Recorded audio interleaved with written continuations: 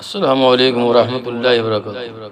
دوستو، ہمارا channel all rounder Rajput subscribe کریں، لائک کریں، شیئر کریں۔ آگسٹن اپنے مشن کی کامیابی کے لیے میدان جنگ میں مسلمانوں کے آگے ہتھیار ڈال کر صلح کر لینے سے بھی گریز نہیں کرتا تھا۔ ہم جس دور یعنی 1169 کے لگ بھگ کی کہانی سنا رہے ہیں، اس وقت وہ نور الدین جنگی کے ہاتھوں شکست کھا کر مفتوحہ علاقے واپس کوچ کر چکا تھا۔ اس نے جنگی کو تاوان بھی دیا تھا اور جنگ نہ کرنے کے معاہدے پر دستخط کر کے جزیہ دے رہا تھا، مگر جنگی قیدیوں کے تبادلے میں اس نے چند ایک معذور مسلمان سپاہی واپس کیے۔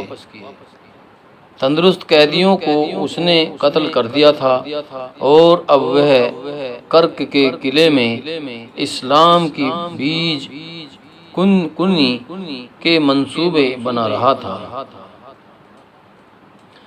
اس کے ذہن میں اسلام دشمنی سخت کی صورت اختیار کر گئی تھی۔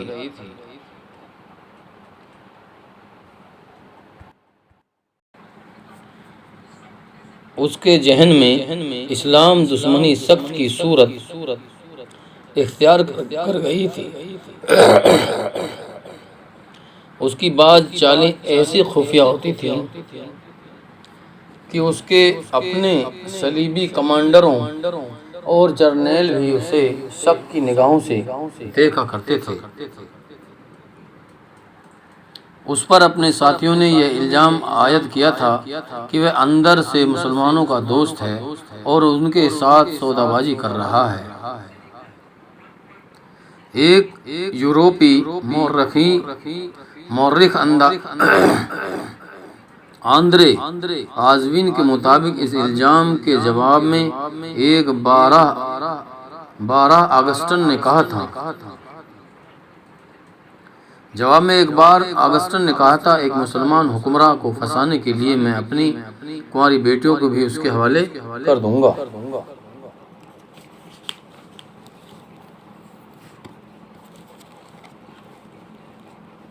تم مسلمانوں کے ساتھ صلح نامے اور دوستی کے معاہدے کرنے سے گھبراتے ہو کیونکہ اس میں تم اپنی توہین کا پہلو دیکھتے ہو۔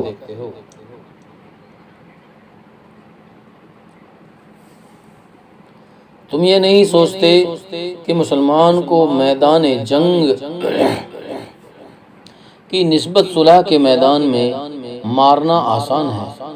ضرورت پڑے تو اس کے آگے ہتھیار ڈال کر صلح نامہ کرو، معاہدے کرو اور گھر آ کر معاہدے اور صلح نامے کو الٹ عمل کرو۔ کیا میں ایسا نہیں کر رہا؟ کیا تم نہیں جانتے کہ میرے خون کے رشتے کی 2 لڑکیاں دمشق کے ایک شیخ کے حرم میں ہیں؟ کیا اس شیخ سے تم لڑے بغیر بہت سارا علاقہ لے نہیں چکے ہو؟ کیا اس نے دوستی کا حق ادا نہیں کیا ہے؟ وہ مجھے اپنا دوست سمجھتا ہے اور میں اس کا جانی دشمن ہوں۔ میں ہر ایک غیر مسلم سے کہوں گا کہ مسلمانوں کے ساتھ معاہدے کرو اور انہیں دھوکہ دے کر مارو۔ یہ تھی وہ صلیبی ذہنیت کو جو ایک کامیاب سازش کے تحت سلطنت اسلامیہ کی جڑوں کو دیمک کی طرح کھانچ رہی تھی۔ اسی سازش کا یہ نتیجہ تھا کہ مصر میں بغاوت کی چنگاری شعلہ بننے لگی تھی، جسے سرد کرنے کے لیے سلطان صلاح الدین ایوبی کو کرک کا محاصرہ اس حالت میں اٹھانا پڑا جب وہ صلیبیوں کی ایک سوار فوج کو قلعے سے باہر شکست دے چکا تھا۔ اسے محاصرہ نور الدین جنگی کے حوالے کر کے اپنی فوج سمیت قاہرہ جانا پڑا۔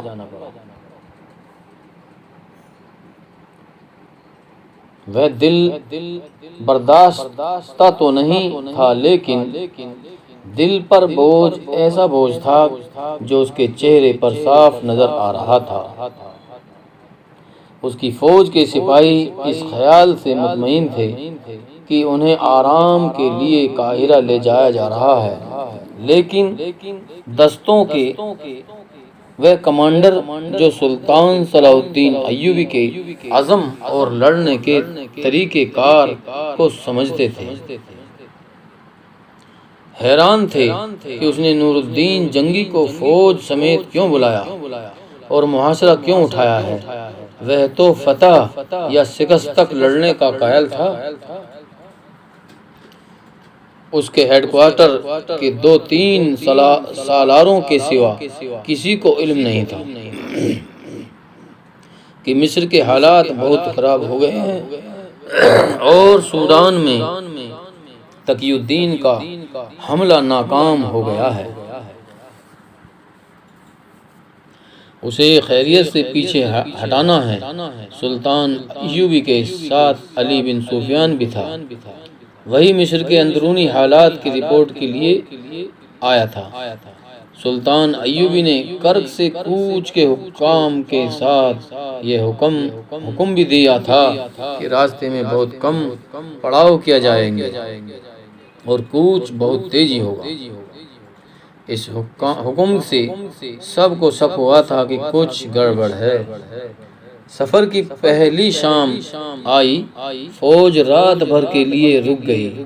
سلطان صلاح الدین ایوبی کا خیمہ نصب ہو گیا تو اس نے اپنے اعلیٰ کمانڈروں اور اپنی مرکزی کمان کے عہدیداروں کو بلایا۔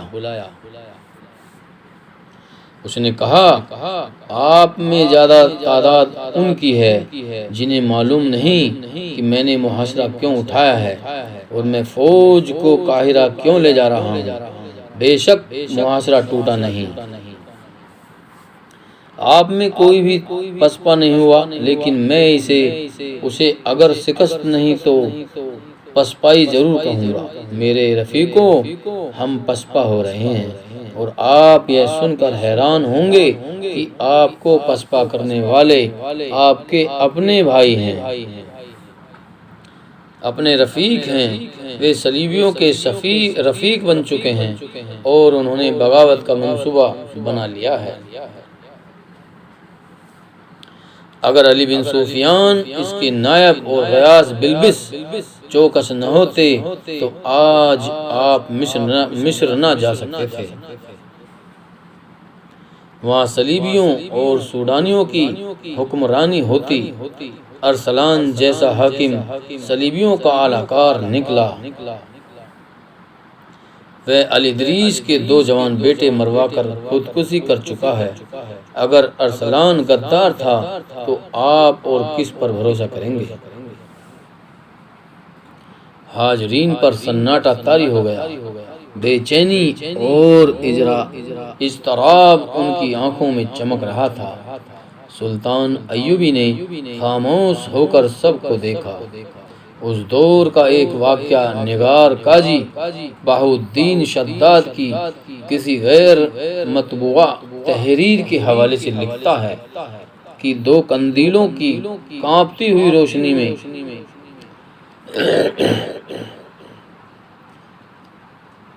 سب کے چہرے اس طرح نظر آ رہے تھے جیسے وہ ایک دوسرے کے لیے اجنبی ہوں۔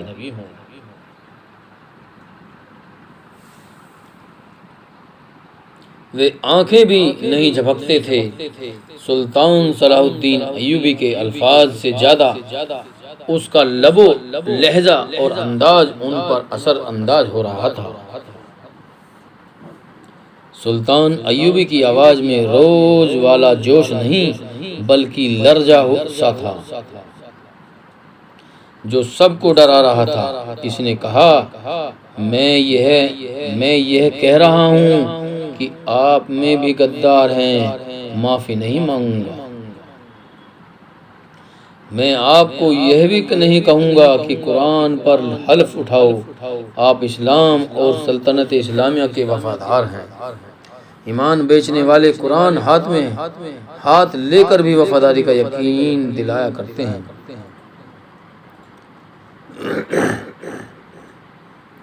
میں آپ کو صرف یہ بتانا چاہتا ہوں کہ وہ انسان جو مسلمان نہیں وہ آپ کا دشمن ہے۔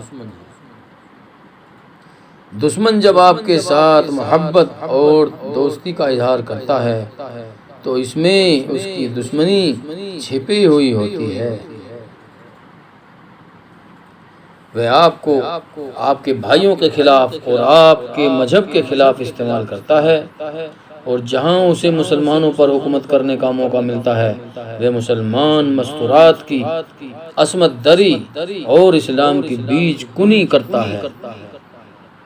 یہی اس کا مقصد ہے۔ ہم جو جنگ لڑ رہے ہیں یہ ہماری ذاتی جنگ نہیں، یہ ذاتی حکمرانی قائم کرنے کے لیے کسی ملک پر قبضے کی کوشش نہیں، یہ دو عقیدوں کی جنگ ہے، یہ کفر اور اسلام کی جنگ ہے۔ یہ جنگ اس وقت تک لڑی جاتی رہے گی جب تک کفر یا اسلام ختم نہیں ہو جاتا۔ گستاخی معاف سالار اعظم ایک سالار نے کہا، اگر ہمیں ثابت کرنا ہے کہ ہم غدار نہیں ہیں تو ہمیں مصر کے حالات سے آگاہ کریں، ہم عمل سے ثابت کریں گے کہ ہم کیا ہیں۔ ارسلان فوج کا نہیں انتظامیہ کا حاکم تھا، آپ کو غدار انتظامی شعبوں سے ملیں گے، فوج میں نہیں۔ کرک قلعے کا محاصرہ آپ نے اٹھایا ہے، ہم نے نہیں۔ محترم جنگی کو آپ نے بلایا ہے، ہم نے نہیں۔ ہمارا امتحان میدان جنگ میں ہو سکتا ہے، پر امن کوچ میں نہیں۔ مصر میں کیا ہو رہا ہے؟ صلاح الدین ایوبی نے علی بن سفیان کی طرف دیکھا اور کہا، علی بن سفیان، انہیں بتاؤ وہاں کیا ہو رہا ہے۔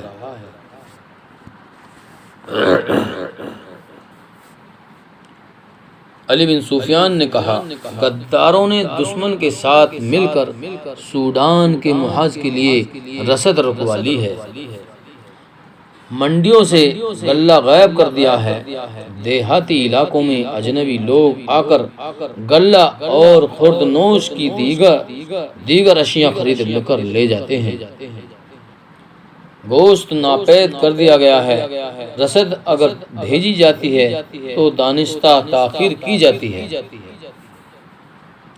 جو بھی ہوا کہ رسد بھیجی کی دشمن کو اطلاع دے دی گئی۔ دشمن نے رسد کے قافلے کو راستے میں روک لیا۔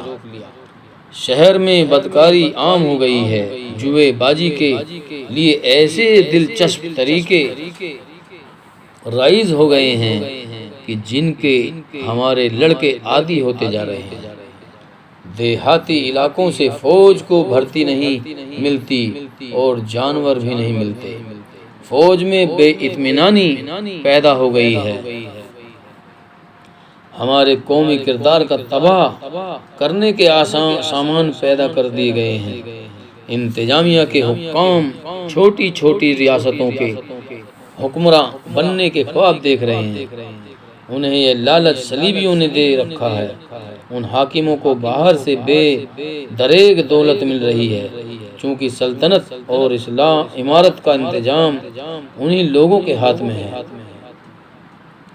انہی لوگوں کے ہاتھ میں لیے انہوں نے ایسی فضا پیدا کر دی ہے جو دشمن کے لیے سازگار ہے۔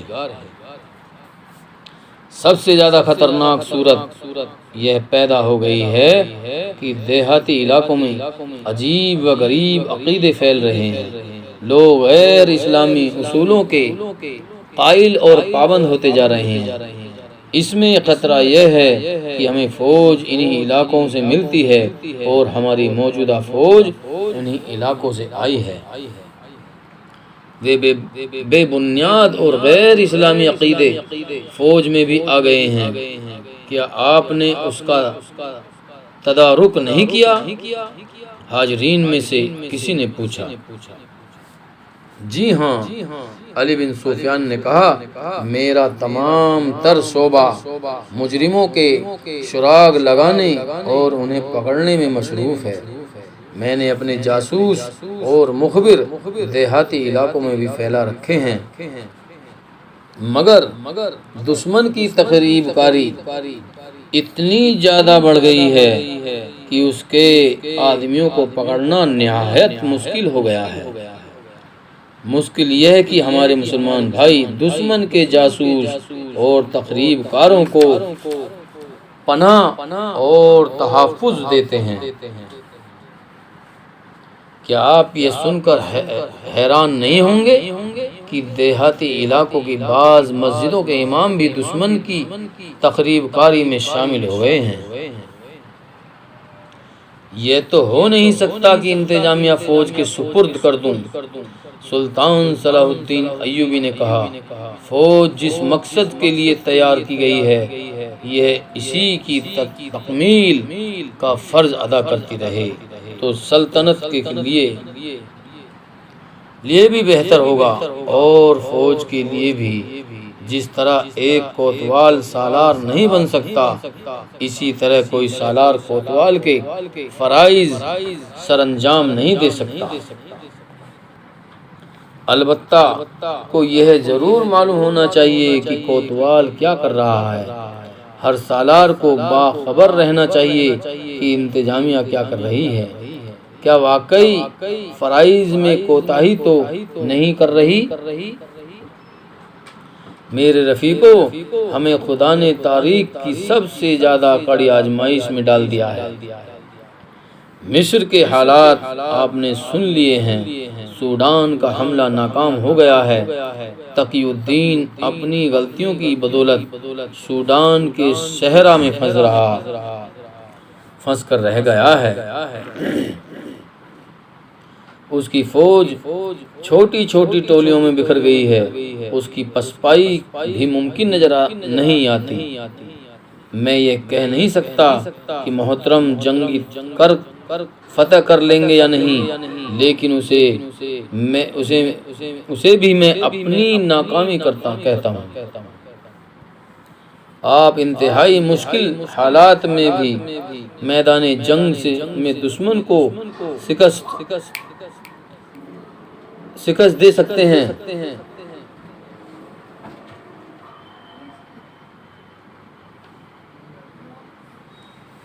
مگر دشمن نے جس محاذ پر حملہ کیا ہے، اس پر دشمن کو شکست دینا آپ کے لیے بظاہر آسان نظر نہیں آتا۔ آپ تیگ جن ہیں، شہراہوں کا سینہ چیر سکتے ہیں، مگر مجھے خطرہ نظر آ رہا ہے کہ صلیبیوں کے اس محاذ پر آپ ہتھیار ڈال دیں گے۔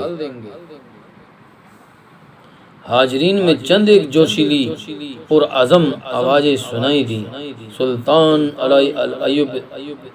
حضرت سلطان صلاح الدین ایوبی نے کہا، اس وقت جو فوج مصر میں ہے وہ جب سبک اور کرک محاذ سے مصر گئی تھی تو اس کے کمانڈروں اور عہدیداروں کا جذبہ بالکل ایسا ہی تھا جیسا آج آپ کا ہے، مگر قاہرہ پہنچ کر جب انہوں نے دشمن کے سبز باغ دیکھے تو بغاوت کے لیے تیار ہو گئے۔ اب اس فوج کی کیفیت یہ ہے کہ آپ اس پر بھروسہ نہیں کر سکتے۔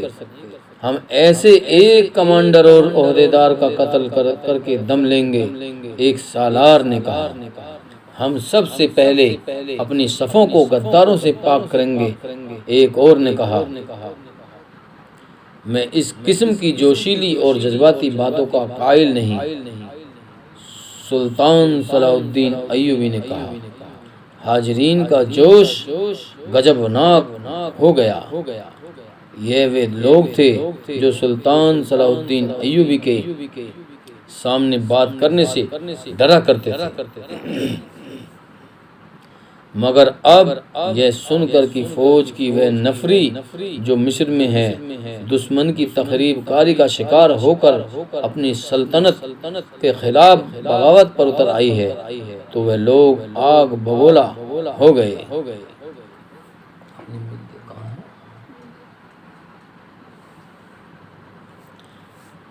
انہوں نے سلطان صلاح الدین ایوبی کو یہاں تک کہہ دیا، آپ ہمیں ہمیشہ تحمل سے سوچنے اور بردباری سے عمل کرنے کی تلقین کرتے ہیں، مگر بعض حالات ایسے ہوتے ہیں جنہیں تحمل اور بردباری اور زیادہ بگاڑ دیتی ہے۔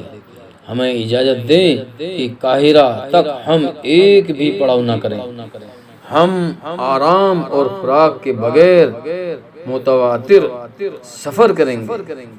ہم اس فوج کو نہتہ کر کے قید کر لیں گے۔ صلاح الدین ایوبی کے لیے ان احکام پر قابو پانا محال ہو گیا۔ اس نے کچھ اور باتیں کہہ سن کر مجلس برخاست کر دی۔ الصبح فوج نے کوچ کیا۔ یہ کوچ ترتیب سے ہو رہا تھا۔ سلطان صلاح الدین ایوبی اپنے عملے کے ساتھ الگ تھلگ جا رہا تھا۔ اس نے دیکھا کہ علی بن سفیان اس کے ساتھ نہیں تھا۔ شام تک فوج کو 2 مرتبہ کچھ دیر کے لیے روکا گیا۔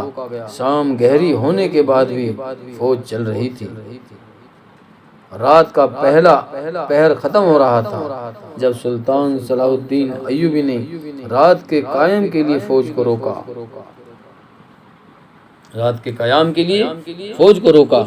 سلطان صلاح الدین ایوبی کھانے سے فارغ ہوا تو علی بن سفیان آ گیا۔ سارا دن کہاں رہے علی بن سفیان؟ سلطان صلاح الدین ایوبی نے پوچھا۔ گزشتہ رات میرے دل میں ایک شک پیدا ہو گیا تھا، علی بن سفیان نے جواب دیا۔ اس کی تصدیق یا تردید کے لیے سارا دن فوج میں گھومتا پھرتا رہا۔ کیسا شک؟ آپ نے رات دیکھا نہیں تھا کہ تمام سالار کمانڈر اور عہدیدار کس طرح اس فوج کے خلاف اٹھے تھے جو مصر میں ہے؟ علی بن سفیان نے کہا، مجھے شک ہونے لگا تھا کہ یہ اپنے دستوں کو بھی اس طرح بھڑکائیں گے۔ میرا شک صحیح ثابت ہوا۔ انہوں نے تمام تر فوج کا مصر کی فوج کے متعلق ایسی باتیں بتائی ہیں کہ تمام فوج انتقامی جذبے سے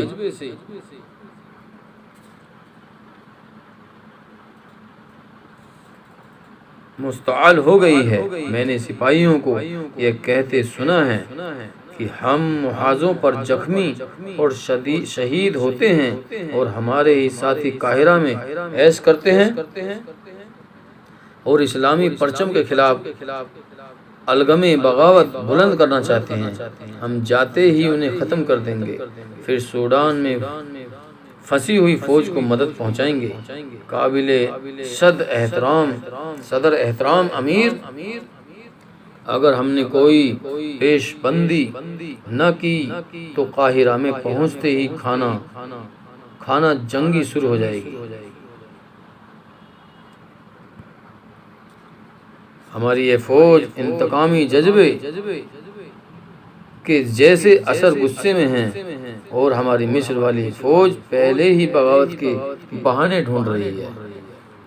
مجھے اس پر تو خوشی ہے کہ مکمل معرکوں کی تھکی ہوئی فوج میں یہ جذبہ پیدا ہو گیا ہے۔ سلطان صلاح الدین ایوبی نے کہا، مگر ہمارا دشمن یہی چاہتا ہے کہ ہماری فوج 2 حصوں بٹ کر آپس میں ٹکرا جائے۔ وہ گہری سوچ میں پڑ گیا، پھر کہنے لگا، ہاں، جب ہم قاہرہ سے خاصا دور ہوں گے تو میں ذمہ دار اور ذہین قاصد بھیج کر مصر والی فوج کو کسی دوسرے راستے سے کرب کی سمت کوچ کا حکم دے دوں گا۔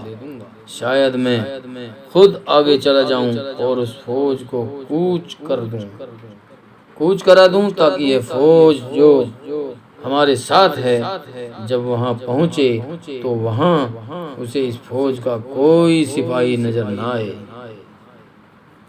تم نے اچھا کیا ہے علی بن سفیان، میری توجہ ادھر نہیں گئی تھی۔ وہ پر اسرار غیب دان جس کے متعلق سرحد کے دیہاتی علاقوں میں مشہور ہو گیا تھا کہ آسمان سے آیا ہے، خدا کا دین لایا ہے اور مرے ہوئے کو زندہ کرتا ہے، اپنے مصاحبوں کے قافلے کے ساتھ سفر کر رہا تھا۔ جنہوں نے اسے دیکھا تھا وہ کہتے ہیں کہ وہ بوڑھا نہیں، اس کی داڑھی بھورے رنگ کی اور چہرے کی رنگت گوری بتائی جاتی ہے۔ اس نے سر کے بال بڑا رکھے تھے۔ لوگ بتاتے ہیں کہ اس کی شربتی آنکھوں میں پورے چاند جیسی چمک ہے اور اس کے دانت ستاروں کی طرح سفید اور شفاف ہیں۔ اس کا قد اونچا اور جسم گٹھا ہوا بتایا جاتا ہے، اور وہ بولتا تھا تو سننے والے مشہور ہو جاتے تھے۔ اس کے ساتھ بہت سے مصاحب اور بہت سے اونٹ تھے۔ سامان والے اونٹ الگ تھے، جن میں سے بعض پر بہت بڑے بڑے مٹکے لدے ہوئے تھے۔ اس کا قافلہ آبادی سے دور رکتا تھا اور وہ وہیں لوگوں سے ملتا تھا، کسی آبادی میں نہیں جاتا تھا۔ وہ ایک جگہ سے کوچ کرتا تو اس کے آگے آگے کچھ لوگ اونٹ اور گھوڑے بھگا دیتے اور راستے میں آنے والے گاؤں اور بستیوں میں خبر کر دیتے تھے کہ وہ آ رہا ہے۔ یہ لوگ ہر کسی کو اس کی کرامات اور روحانی قوتوں کے کرشمے سناتے تھے۔ لوگ کئی دن اس کے راستے میں بیٹھے رہتے تھے۔ جس رات علی بن سفیان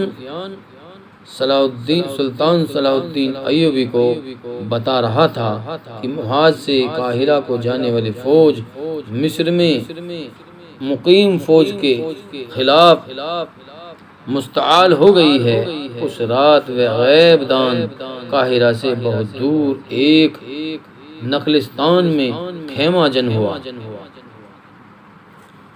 اس کا ایک اصول یہ تھا کہ چاندنی راتوں میں کسی سے نہیں ملتا تھا، دن کے دوران کسی کے ساتھ بات نہیں کرتا تھا۔ اندھیری راتیں اسے پسند تھیں۔ اس کی محفل ایسی قندیلوں سے روشن ہوتی تھی جن میں سے ہر ایک کا رنگ دوسری سے مختلف تھا۔